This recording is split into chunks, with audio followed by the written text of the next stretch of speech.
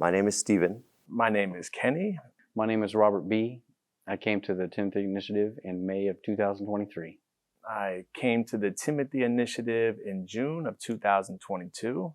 And I came to the Timothy Initiative in November of 2022, the day after Thanksgiving.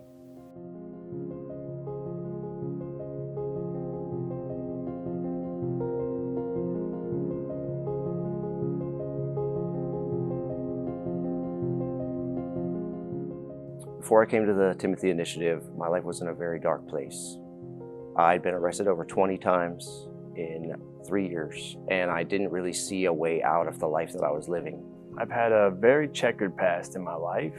I started getting in trouble real young, went to JDC, then to county jail, then to prison, and out and back to prison and back to prison. Growing up through high school and everything, I was good at sports and all, but started committing like acts of violence. In 2001, I committed a robbery that resulted in serious bodily injury. I ended up doing 22 years in prison. When I first came to the house, I wasn't really a Christian. I didn't believe in God. And I've seen certain miracles since I've been at the house that have transformed my vantage point when it comes to that. Just immediately walking in the doors, it was nothing like I expected. I've never been to another sober living house, a rehab of any type. I just always went to prison and got sober there and came home with good intentions, but back in the same scenario. And as soon as I came there, it was just everyone open hearts, open arms, just loved me, just, hey, welcome me, which is very strange to me. There was no strings attached, and it took me a while to get over that. I started going to Bible studies on Tuesday. I started opening up to Lindsay, the executive director. I started opening up to some of the guys in the house, sharing my story. And there was no judgment. There was no, oh man, you're a convict, dude. And none of that mattered there. None of that matters at the Timothy Initiative.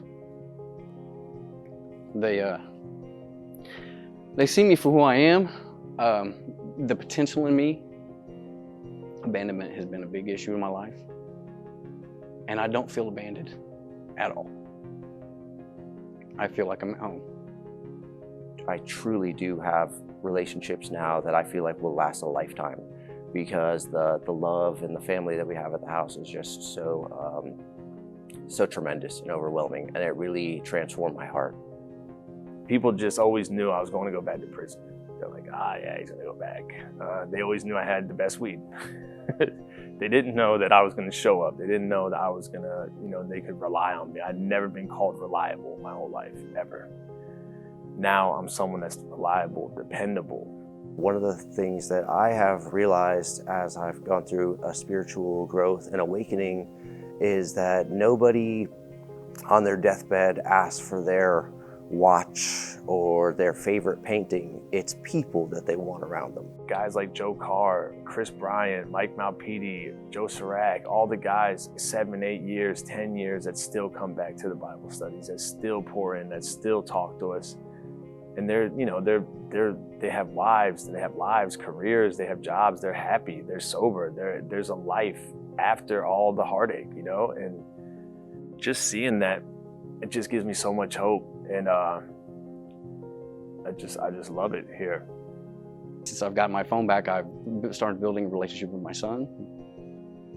He's so proud of me, and I'm proud of him. And I've told him about God. And the thing is, he believes me. Throughout that 3 months, he was worried about me at times. And because of a website that Timothy Initiative has, he was able to see some progress through photographs that were taken of me that I was unaware of. I didn't know I was in those photographs, but he's like, I know you're not lying, Dad. I mean, you're not in the street, you're not in the trenches. You're not an embarrassment. And I mean, it means a lot to me, and it's because of God. I feel like I can love my son and my grandchild because now I know what it feels like because God loves me. I didn't know what that was before. I was selfish and self-centered. And the love that I feel from God is the love that I can possibly give to my son and my granddaughter.